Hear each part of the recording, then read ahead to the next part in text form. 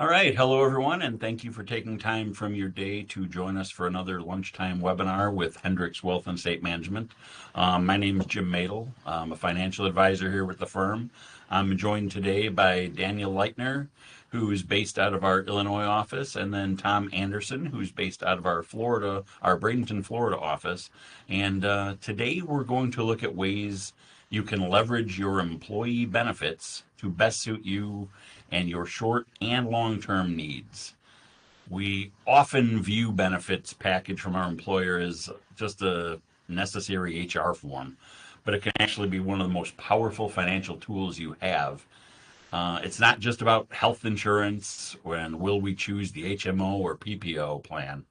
It's about the other benefits that may be available through your employer, and it's a huge component of your wealth, potentially worth an extra $15,000 to $30,000 annually if you use them properly. So the goal today isn't just to read through an employee handbook, it's to highlight 4 high impact areas where a small decision, like just checking the right box during open enrollment, can literally save you tens of thousands of dollars in taxes and dramatically accelerate your retirement savings. In the next 15 to 20 minutes or so, we're going to cover the tax-free money of retirement savings plans, like a 401k, the triple tax power of a health savings account, or better known as an HSA, and how to handle company stock incentives, and then also some of the essential protections on which you may be coming up short through benefits from your employer. So let's get started.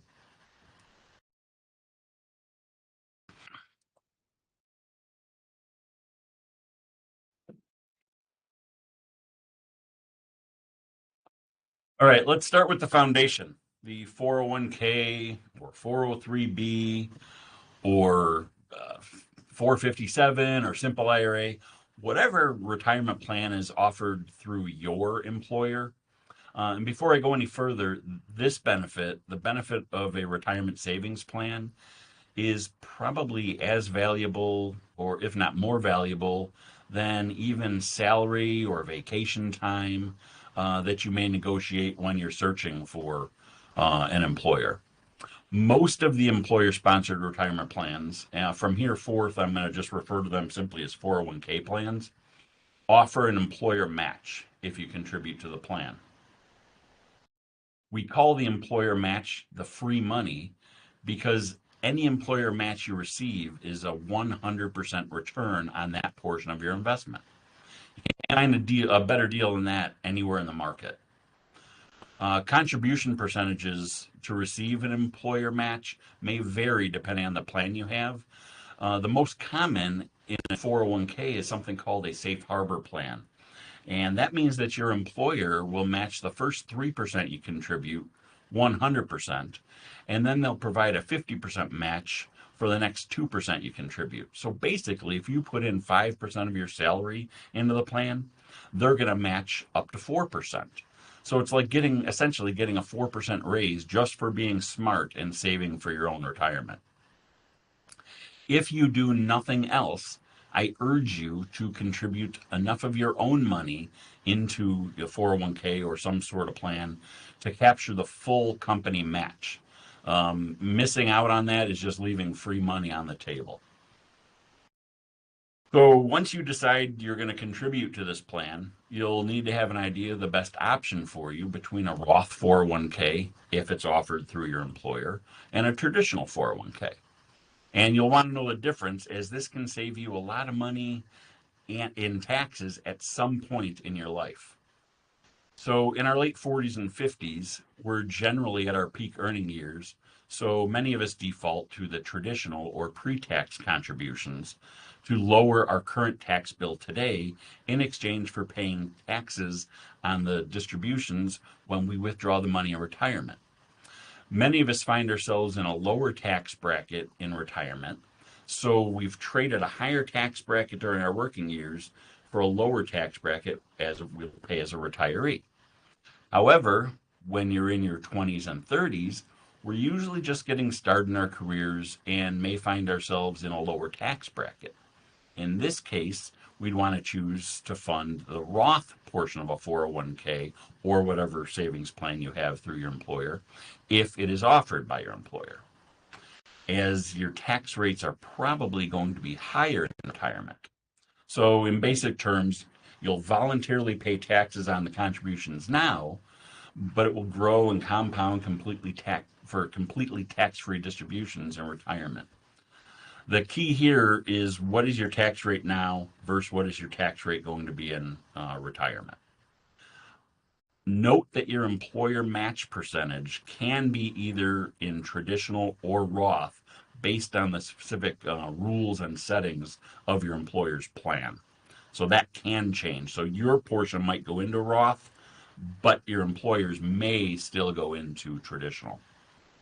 Various plans have different contribution limits. For example, if you're under 50, the maximum you can contribute to a 401k in a year is $24,500.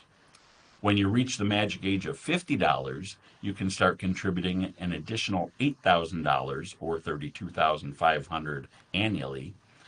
And then between the ages of 60 and 63, since new legislation has passed, you can take advantage of what they've referred to as the super catch-up, which will allow you to add an additional $11,250 in contributions, bringing your annual contribution limit up to $35,750.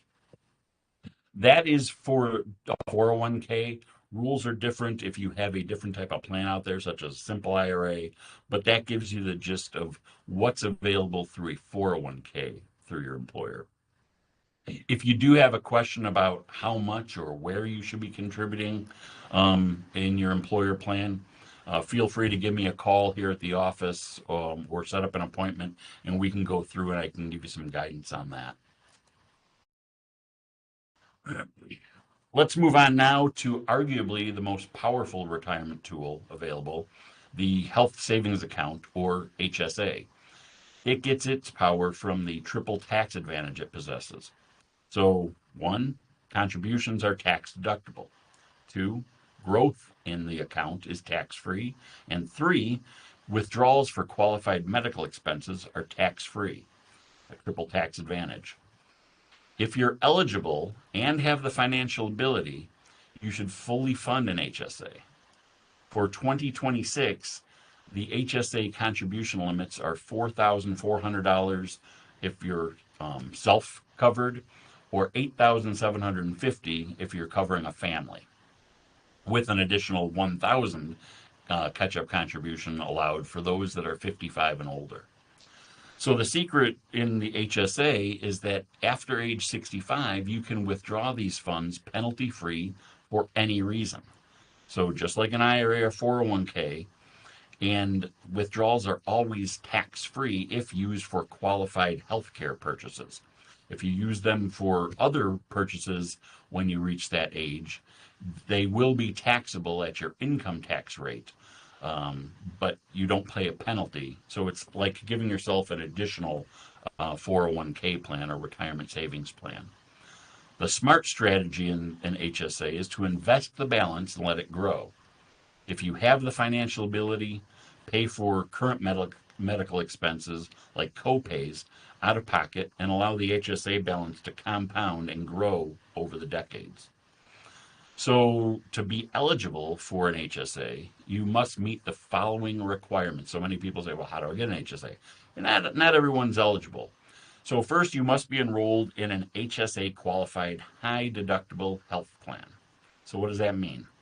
That means that you have a minimum annual deductible of $1,700 if you're insuring just yourself, or $3,400 if you're insuring your family. So you have to have a high deductible in your plan.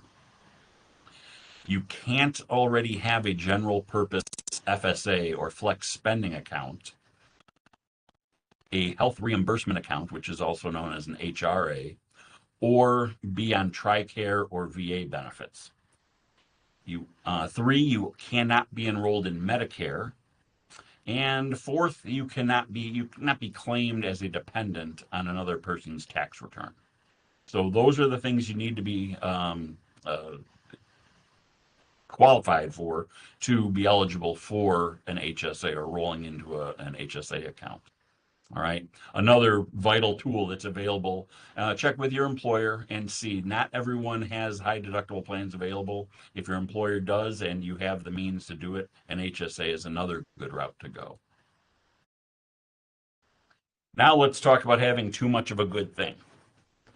If you are lucky enough to be compensated with company stock via RSUs or restricted stock units, or if you have an employee stock purchase plan available, that can be a wonderful thing. But while it's exciting, it creates one of the single biggest dangers to your net worth, and that's concentration risk. We generally don't want to have more than 5% of a portfolio tied into our employer's stock. Remember, your salary, your bonus, and your retirement plan are already tied to your company's success. Your net worth should not be. Don't leave yourself in a position to potentially lose your job and a large portion of your portfolio in the same fell swoop if something were to happen to your employer. So what do we do? Well, if you have restricted stock units, those are taxed as ordinary income upon vesting. So the action here is have a plan to immediately sell a portion of those to cover any taxes and diversify the rest away from your company stock. With employee stock purchase plans, if your company offers an ESPP, you can purchase their stock at generally can purchase their stock at a discount, it's usually about 10 to 15%. And what we want to do if you have these is treat the discount as guaranteed income. So sell the stock as soon as possible after the holding period ends to realize that discount and then diversify that cash. The holding period for favorable tax treatment is at least 1 year from the purchase date and 2 years from the offering or grant date, meaning you get taxed at a lower long-term capital gains tax rate, generally about 15%, instead of ordinary income on the discount. If you sell sooner, the discount and any gain is taxed as ordinary income to you. Now let's look at ensuring that you have sufficient insurance and how to make smart use of a flexible spending account if you are not eligible for an HSA. So disability insurance, your ability to earn income is one of your most valuable assets, and generally employer disability insurance plans provide a limited payout, generally around 60% of your annual salary. If you have a high income, you may need to supplement that policy to cover your expenses. That's disability insurance. Now, life insurance policies offered through our employers are often cheap, but they're usually inadequate. They usually only cover about 1 to 2 times your salary. So your action on this would be that if you have a mortgage, young kids, people that are reliant on your income, you should look into getting a term life policy purchased outside of work to bridge any financial gaps should you pass away unexpectedly. A good rule of thumb to have with term life insurance is to cover about 10 to 12 times your annual salary. So if you earn about $75,000 a year, you'd want somewhere between $750,000 and $900,000 worth of coverage. And finally, FSAs or flexible spending accounts. These are the HSAs that we talked about earlier. They're the more popular but less dynamic cousin of the HSA. FSAs are great for paying your predictable medical costs with pre-tax dollars. Your action with an FSA is to calculate your predictable annual medical and dependent care expenses, like copays, prescriptions, daycare costs, eyewear, and fund that FSA as close as possible to the exact dollar amount, because unlike the HSA, an FSA is generally a use it or lose it proposition. So at the end of the year, if you have excess money in there that you haven't used, it usually will go away. It'll disappear. You won't have that anymore. So not as beneficial as the HSA, but still, if you're not qualified for an HSA, an FSA is a second good alternative in there. So in summary, The key to mastering your employer benefits is efficiency. We want to maximize the free money in your employer's retirement savings plan match. We want to unlock the tax benefits in the HSA if it's available. We want to manage risk tied to company stock you may own. And we want to secure your income through disability and life insurance, term life insurance to be more exact. So your action item is simple. Pull out your current benefits enrollment sheet, review the areas we touched on today, and what I'd like to do is offer you a complimentary review. We can do a benefits review along with a retirement review where we can quickly review your current enrollment, identify one or two high leverage areas that that you can improve on before your next open enrollment period.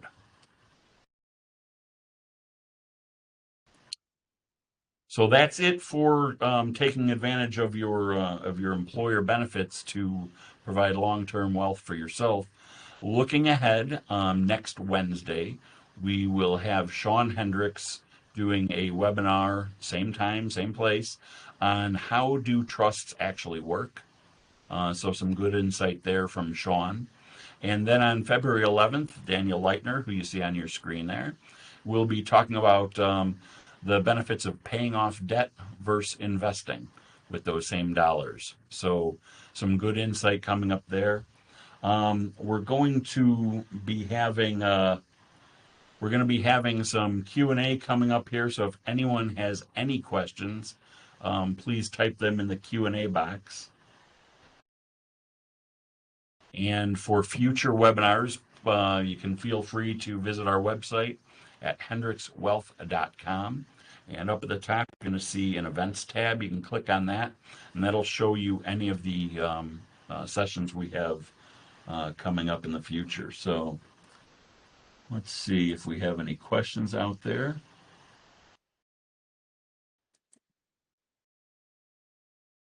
All right, I see. Can HSA funds be used to pay health insurance or Medicare premiums?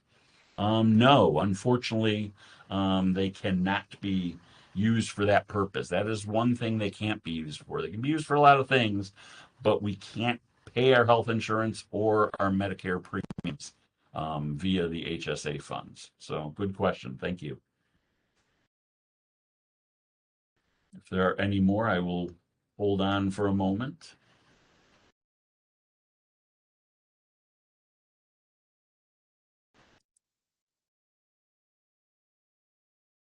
All right. Well, if we don't have any more questions coming in, what I'm going to do is give you the gift of time back. Please feel free to, again, go on our website, sign up for future webinars. There's also an archive to webinars you've already had, so feel free to look through there. That is also on our website under the resources tab and then video archives. And you can view any of the videos we're doing. We've been doing these now for about 10 weeks or so, I believe. So we're starting to build up a pretty substantial library out there. So thank you for your time, and we hope to see you at future events. Take care, everyone.